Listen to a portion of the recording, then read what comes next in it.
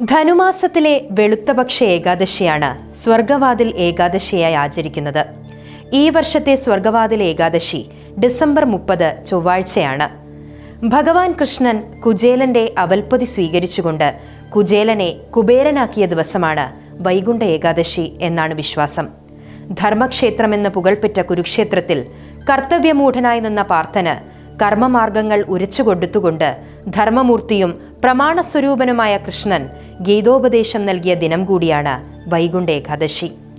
മഹാവിഷ്ണു വൈകുണ്ഠത്തിലേക്കുള്ള വാതിൽ അല്ലെങ്കിൽ സ്വർഗകവാടം തുറക്കുന്ന ദിവസമാണ് ഇതെന്നാണ് വിശ്വാസം.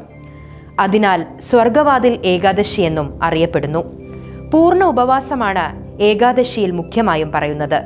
ദശമി നാൾ ഒരു നേരം അരിയാഹാരം കഴിച്ച് ഏകാദശി പുലർച്ചെ കുളി കഴിഞ്ഞ് വിഷ്ണു ക്ഷേത്രത്തിൽ ദർശനം നടത്തണം. വിഷ്ണു കീർത്തനങ്ങൾ ചൊല്ലി ക്ഷേത്രത്തിൽ തന്നെ ഉപവാസമിരിക്കണം. അരിയാഹാരം പൂർണ്ണമായും വർജിക്കേണ്ടതാണ്.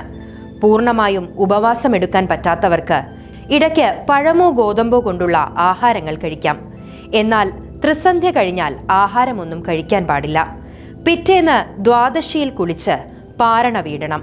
അന്ന് മിക്ക ക്ഷേത്രങ്ങളിലും മുൻവാതിൽ സ്വർഗവാതിൽ അല്ലെങ്കിൽ വൈകുണ്ഠ കവാടമായി സങ്കല്പിച്ച് പ്രത്യേക പൂജ നടത്തുന്നു.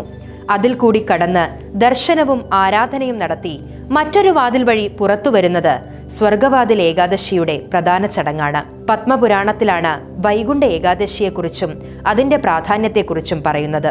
വിശ്വാസമനുസരിച്ച് ഏകാദശി ഒരു ദേവിയാണ്. ബ്രഹ്മദേവൻ സൃഷ്ടിച്ച അസുരനാണ് താലഞ്ചകൻ.